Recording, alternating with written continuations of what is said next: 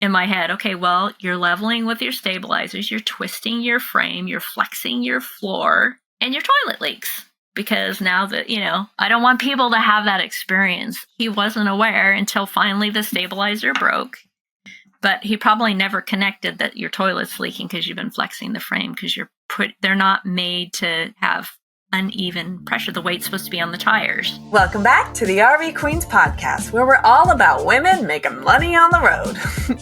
I'm your host, Kate White, and today we're diving into a conversation that every aspiring RVer or anyone looking to buy a rig in the near future needs to hear. Today, I'm joined by Cathy Conrad, RV advisor, podcast host, and queen of the pre-trip checklist. Cathy and her husband researched RVs for 2 years before they bought one, and now she teaches others the ins and outs of the buying process. So trust me when I say this episode is a goldmine of information. If you've ever felt overwhelmed by the RV buying process or made the rookie mistake of buying one off of Craigslist and not having it inspected like I did, Cathy's advice will help you avoid the costly missteps so many of us made in year one.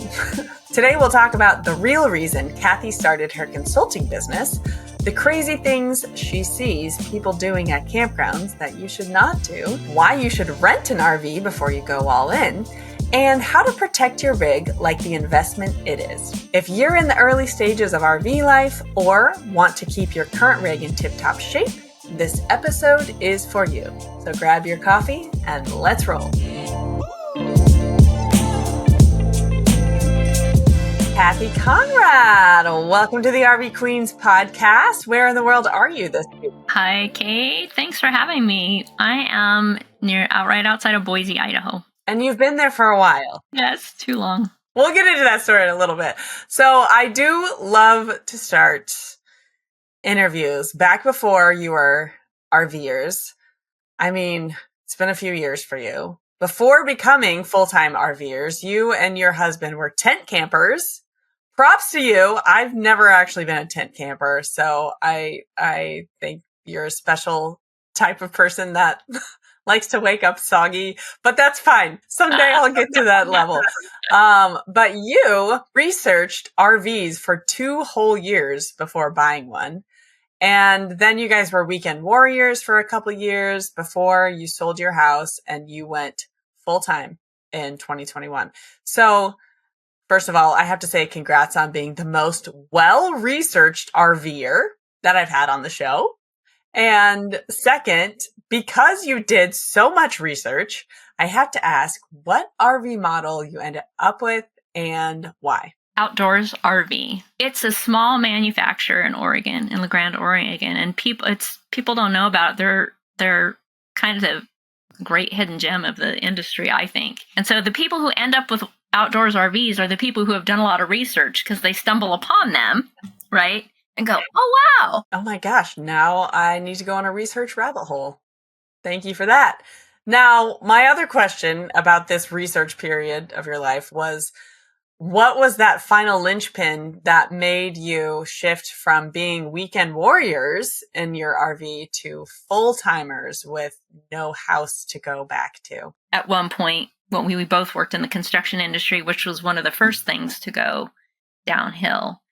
And there was like a 3-week period where we both were laid off, and it was super scary, and tried to do a loan modification. We weren't getting anywhere. It was just a really, and I've always been a planner. So all of a sudden there was so much unknown. I just had to let it go and just go with it and hope things worked out. And they did. They worked out. We did not lose our house. But we were in the middle of a remodel. My husband's a contractor, so our entire downstairs was torn apart and down to the bones in the bathroom and the kitchen. And so it was a bad time to be remodeling and to be, it was just crazy. So we didn't want to go through another recession, and there was a lot of uncertainty in the last few years and whatever. And we should just do it. In April, it was on the market by the first weekend in May and Mother's Day weekend. By Tuesday, we had an offer that was $63,000 over our asking offer, which was already crazy. Luckily, we had done some cleaning out already, but 20 years in a house, even if you tried not to accumulate, it's like a lot of stuff. We lived at a Sun RV resort up in the foothills in Northern California, which was really nice. It was a fun place, a lot of fun. We had a great time and met a lot of people. Okay, it was a means to an end, for sure. A lot of us have been there. My original means to an end didn't end. We haven't ended up at the end yet, so Yeah. You're still going, huh? You're in the same boat. You're like, and when is that end coming? Well, let's get into the business you run. These days, you run a consultancy called RV Advisors, and a part of that is your podcast called All Things RV Podcast. How long were you a full-timer before you decided to become kind of this RV advisor to others who want to try this lifestyle? So probably the first 2 years we were full-time. I was working for someone else that I had worked with for 10 years. I turned in, my resignation, and there was this freak out moment on the other side of the Zoom call. I'd had my own business before, and it's like, I'm ready to do that again. So having a taste of it for that 6 months, and it's like, all right, I have to find something.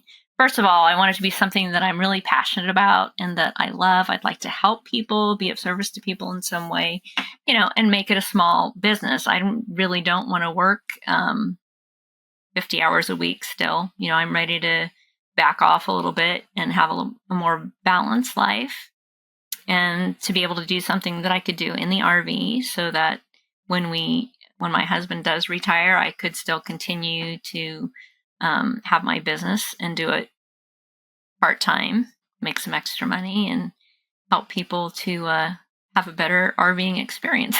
Tell me, why are you so passionate about RV education to the point that you started a business all around it? Because I did all that research, and then I also took a boot camp from our inspector. We bought our outdoors RV gently used. We knew the quality because we researched it, but we still got an inspection because we wanted to be certain, it's peace of mind. You wouldn't buy a house without having it inspected, So it was just part of the investment of doing it to make sure that we weren't, buying someone else's problem, which often happens. I'm the kind of person who I value education, I love to learn. I'm willing to pay for it, and I loved taking that boot camp, and it was like, heck yeah, I'll do that. I'll pay for that, because he went through all the systems it was great. And so I really feel that doing all that research and educating myself ahead of time made for a much smoother experience and a much more enjoyable experience, because we didn't feel like we didn't know what the heck we were doing. Even when we met for this boot camp, he's like, oh, wow, you guys are already working really well together. But we had watched a lot of YouTube videos and done a lot of research on the whole process, the order in which you do things and all that stuff. So it's a lot of money. It's a lot of money. And it's like, I'm going to protect my investment. I don't want to make any stupid, big, costly mistakes if I can avoid it,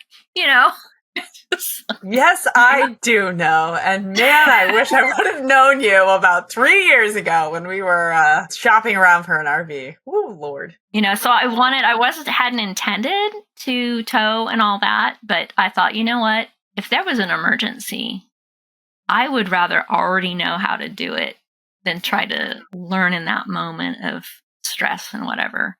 So now, granted, I have a 24-foot tow behind. It's not nearly as intimidating as a big fifth wheel and a dually and all that good stuff. I'm not sure I'd probably make myself do it, but I wouldn't. It would be a lot more challenging. Oh my gosh. Yes. Okay. Now you're starting to speak to my nightmares, like literally like the planning of what if something happened to my husband and I had to deal with the RV. Like, what? Yes. Okay. Woo. Not going to go down that pathway, but it's real. Like, it's a real concern. I know. And it's amazing that you already have that figured out. I love to learn, you know what I mean? And I want to know how to do stuff. I'm independent. Yeah. My dad taught me when I got my first car how to change the tire and do the oil and filter. Thank God, because I was in San Francisco coming home, got a flat tire on the Bay Bridge, and I was by myself, and I was, 20 years old. So I had to change my tire. Nobody stopped. This was before cell phones. Nobody stopped to help me out. It was like, it's getting to be dusk. I'm on the freaking bridge in San Francisco. I got to do it. And so because he had taught me, I was able to do it. So, Cathy, you mentioned you previously worked in construction management. Am I assuming correctly that you are an organized and detailed type person? Yes. Okay. Yeah. In addition to all the research that you did too. So how does that trait help you as a coach to aspiring RVers? It really helps because it allows me to be very succinct and to the point, simplify things, put it in order that makes sense. There's a lot of details around RVing, setting up, taking down a particular order you should do things in. My goal is to save them money. You shortens that learning curve if you have a little more instruction and don't have to try to figure it out all on your own. It saves them time, saves them money, and then hopefully some costly mistakes. So being able to put together comprehensive, organized information, simplified. Now, if someone listens to this podcast that's an aspiring RVer and, like me, does not know anything about RVs, like me 3 years ago, I should say, doesn't know anything about RVs or even where to begin, how do people work with you? Like if I reach out to you at your website, what does that kind of coaching look like? Well, I do one-on-one coaching. That's my favorite. But I've done some group stuff too. But I think, it's such a personal journey for people becoming RVers. We all do it for different reasons. Why and where you're going to RV can help determine what type of RV you get, Try to meet them where they're at and guide them through that whole process. Ideally, I catch them before they've bought one. That's where you can make your first big mistakes is, you don't know what you don't know, right? So if you don't know anything, you don't even know what questions to ask, right? So to ask them a lot of questions to get them thinking about and kind of putting themselves in that situation and what it's like to help them to answer the questions themselves, come to those answers themselves based on, what their thought patterns are and what they think they want to do. Choosing the wrong RV is costly if you're going to have to trade it in and get another one because you made a big mistake and what you bought wasn't going to work for the type of camping you were going to do. And I think it's still a good idea to inspect even when they're new because a lot of them don't really have a thorough, by the time they travel across the country, right? Because they're towing each one independent, they don't fit on any kind of flatbed.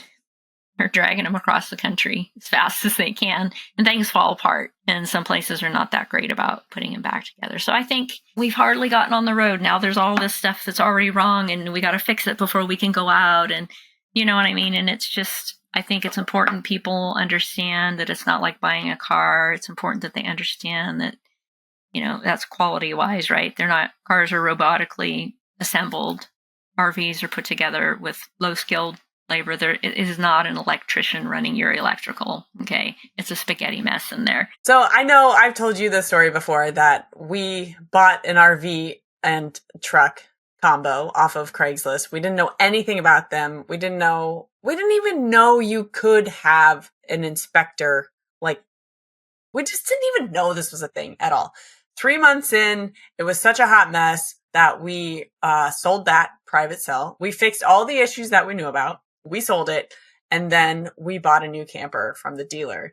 And in both of those processes, I wish we would have had someone like you who could have told us just what's normal and smart, because there are so many big overwhelming questions that were I don't know, it seems fine, but it's someone like you who, number one, did way more research than us.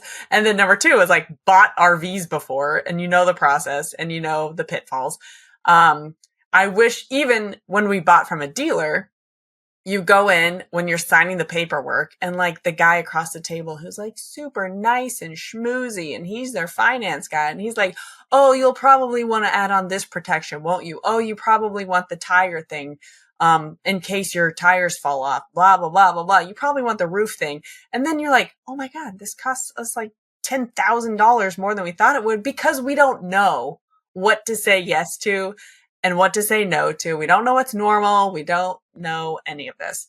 And man, I wish I would have had someone that could just handhold us with us through that process to just help us, Do we need any of those crazy protection thingies that they get you with at the end? All that stuff. So Yeah, props and to there you. are. There's a Yeah. Yeah, there's a lot of gadgets you do need that they may not tell you about either. They send you on your way, and you have an electrical system to protect, you have a plumbing system to protect. Yeah, it's kind of a hand-holding process, but I make it fun because it is an exciting time, but it's not a place you want to make an emotional decision. You really need to make an informed decision. To me, I think it's such an amazing lifestyle, traveling in an RV, and I really want everybody to have a really good time because you know what? It really sucks when bad stuff happens. And there's some things you're not going to be able to prevent. You can have a tire pressure monitoring system on your fifth wheel or your trailer.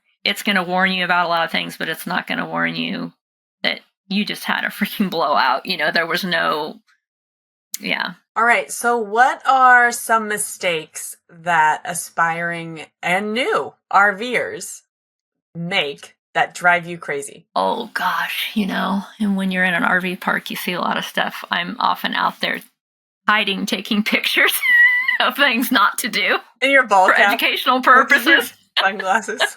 Yeah. Don't do this. When you're hooked up to city water, well, number one, you should have a water pressure regulator because you don't know what the water pressure is. I've been to one RV park that was more like a campground, but it had full hookups. They actually, it was new, had water pressure built in, like they could control the water pressure. So you didn't need one. I mean, we put it on there and couldn't figure out, man, it's like we're not getting any water pressure. And it was because we were regulating the regulated water pressure. Yeah. But I've, seen rigs with water pouring out of the door and everywhere because they left the water, they're hooked up to city water. They leave it on. Maybe they didn't have a water pressure regulator and a fitting breaks. And now you have this constant flow of water into your rig. And this happened to a friend of mine, actually. They were off on a hike, flooded. And all they really had to do was go around and turn the faucet off before they left for the day. We have an 80-gallon fresh tank, so we operate out of our fresh tank because that way when I walk out the door and I'll be gone a while, I just hit the water pump switch. And it's not, the lines aren't going to be pressurized. So those are things that can cause a lot of damage. People leaving their awning out, depending on where you are.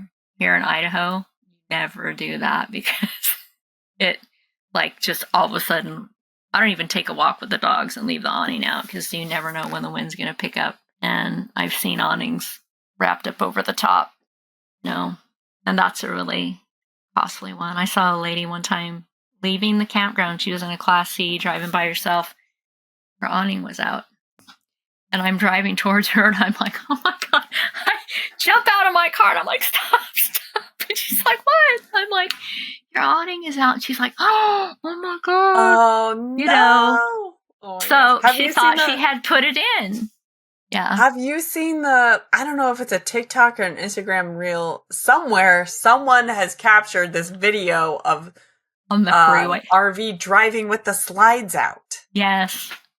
I've seen that. Yeah, I've seen that video. I haven't seen anybody do that, but I've seen that video. Those newbies that don't know anything. Come on, man. So I've taken pictures of people using their stabilizers as leveling. And so he's got a fifth wheel and he's, it's got the little thing on the front, the little level. And he's using the stabilizers, which, they are meant once you're level.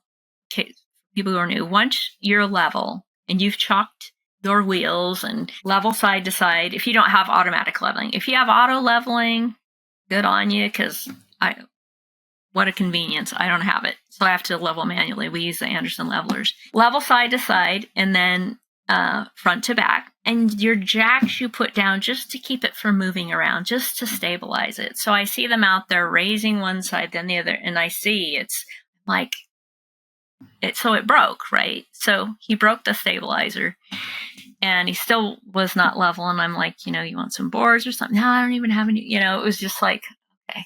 It's painful to watch people break stuff, and he's saying, the toilet's leaking and blah, blah. And I'm like, in my head, okay, well, you're leveling with your stabilizers, you're twisting your frame, you're flexing your floor, and your toilet leaks. Because now that, it's just like, it's painful to see. I don't want people to have that experience. He wasn't aware until finally the stabilizer broke. But he probably never connected that your toilet's leaking because you've been flexing the frame, because they're not made to have uneven pressure. The weight's supposed to be on the tires. Somebody else who was like extremely unlevel like this. So the kid had rented the trailer from a friend of his to go to the linesman school here. And I'd come over the hill to the back of the KOA, and I could see the tops of his slides. His front end was way up.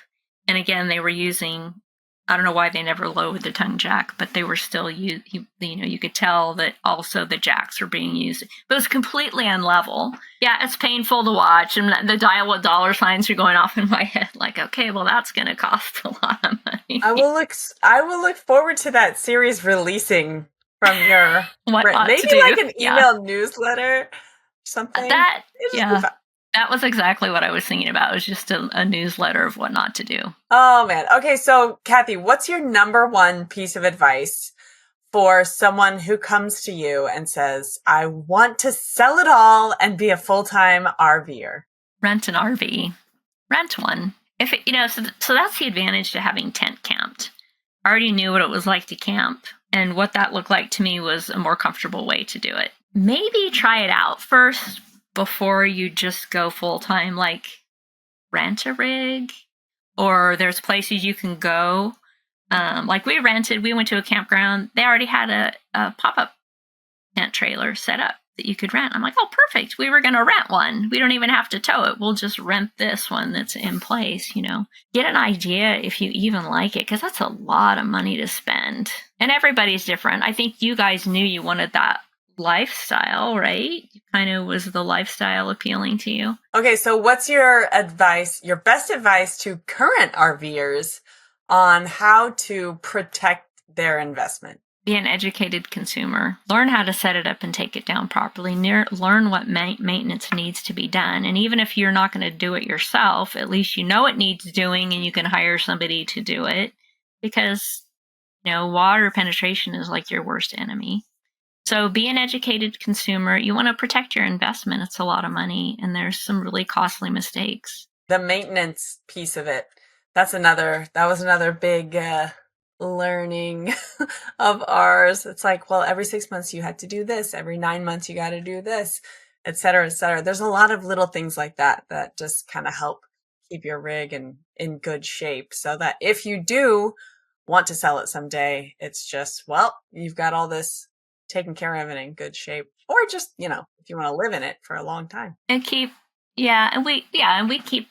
I keep a maintenance log, so that if one day we do go to sell it, I can say, so here's what we've done over, all this time. And plus, I don't have to keep it in my head I can look back and see when it's time to do what, based on the last time we did it. So that's a good idea, to just keep it all written down. I think me and my husband use a Google Calendar, so he'll put in there, like, whatever, flush the water heater, like the little things.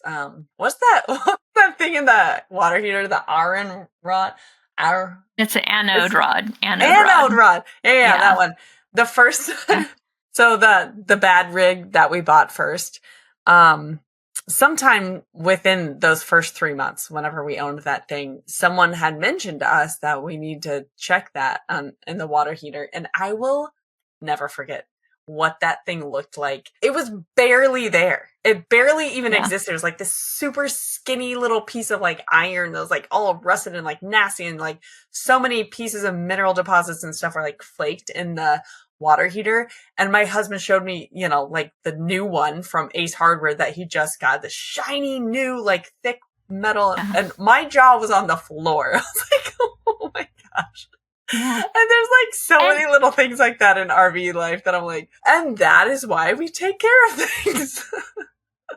And if you don't know, and you didn't know, and it's like, that's really important, because if you don't change that, then there's nothing collecting those minerals, and so it deteriorates the inside of your hot water tank, which is more expensive to replace. Well, and like clearly the people that we bought it from too, I don't think they knew what the decade or whatever that they owned the rig. So, oh man. Honestly, I think there's a relatively small population of people who really know what needs to be done and make sure it's done, whether they do it themselves. Yes, I do know what you mean. And that is why we need your series on what not to do. Like, here's another picture for you.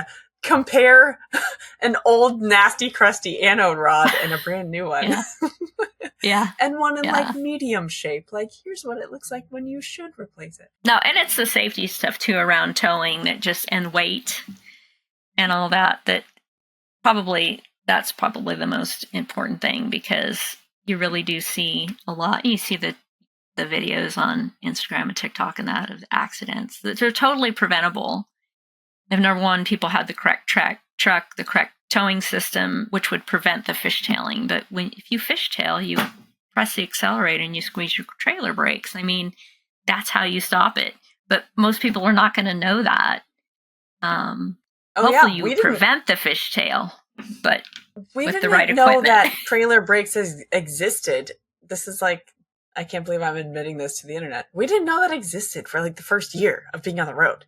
And we only learned it because we had a friend that was telling a story about driving through the mountains in their fifth wheel, and like his truck brakes like was having problems and like coming down the mountains. And he mentioned he had to use the, trailer. What are they called? The things you squeeze, this trailer brake. Trailer brakes. Yeah. Me and Drew looked at each other. We're like, what are trailer brakes? Oh my gosh. How do we never know this? Oh, so many things. So many things. Okay, Cathy, this has been so helpful. I've learned a lot from you just in the past little bit here. So much more to learn.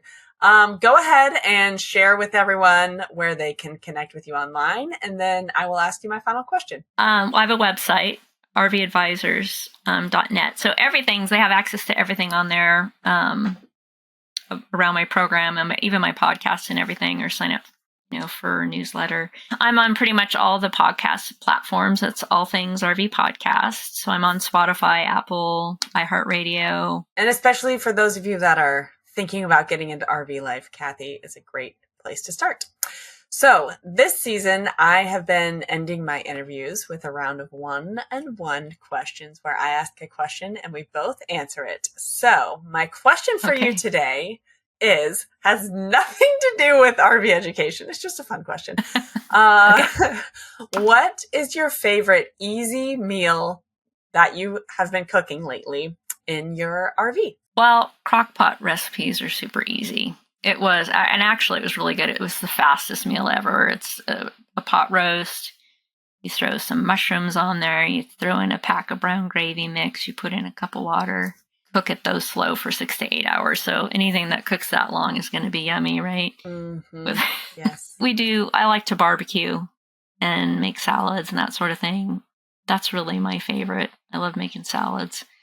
But I have to say, because I've kind of lost my cooking inspiration because you've been stationary for too long. And we have a rear kitchen and it's just small. And I love coffee, and I have a big espresso machine, and that takes half of the small amount of kitchen counter space that I have. So I got it, like 6 months before we sold our house, and I waited for years to get it, so there was no way I was parting with it. My answer is funny. Mine is not a roast like that, but it is using a chuck roast. You find a nice, 1.5 pounds or 2 of chuck roast, and then I have an Instapot. And do you know what? Okay, I am a gringa. So I pronounce it birria. It's probably pronounced birria for people that actually speak Spanish well. Have you ever had those kind of tacos before? Not that I know of, but if you go to a Mexican restaurant with those kind of tacos, you have to try them. It's so good and so flavorful. And so when we were visiting my sister in Arizona last fall, we went to this mind-blowing Mexican restaurant because, they have so much good food in that area. And I fell in love with these kind of tacos. So then on Christmas Day, I decided, like a crazy person, to experiment with a full-blown, what is that what's the fancy recipes? Is it America's Test Kitchen that has like very elaborate recipes? Oh, yeah. With the like competition 50 where they ingredients. Yeah. Yes. So I made a birria taco recipe from America's Test Kitchen, and it took 8 hours. Not kidding.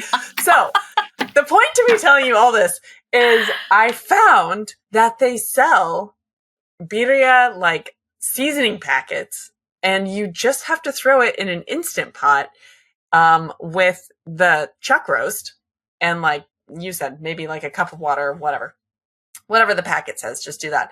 And it's not as good. It's not going to be mind blowing like it was in Phoenix, right? But it is still passable and delicious for like just another Tuesday dinner. And then quick dinner. And then you can still, after you take out the roast, even though it only cooks for an hour, it's still super duper tender, and you shred it up and assemble your little tacos, and the remaining juice is still super yummy as a dip. So there's my quick RV cooking. Well, Instapot. Yeah, I love Instapot. I use that a lot more. I just recently bought. All right, Cathy. Well, that's a wrap. Thank you for all of your helpful information today and for being on the show. I have really enjoyed this conversation and just getting to know you better. Thank you, Kate. It was a pleasure. Really enjoyed it. Awesome. So, and thank you for having such an awesome community. Yeah. Oh, you're welcome. I'm so glad you're in RV Queen circles. It's super fun to have you. Alrighty. I will see you on the road. Thank you so much for tuning in to today's episode and for being part of the RV Queens community. Remember to hit subscribe on whatever platform you're listening on. And guess what? You can have conversations like I had on this episode with your fellow RV women who are living intentionally and making money on the road. Head to rvqueenspodcast.com/community to join RV Queen Circles today. It's a totally unique online space with a shared prosperity model that's all about community over competition. I'd love to have you be a part. All right, guys, I'll see you next week, or hopefully I will see you on the road. And that is why we take care of things.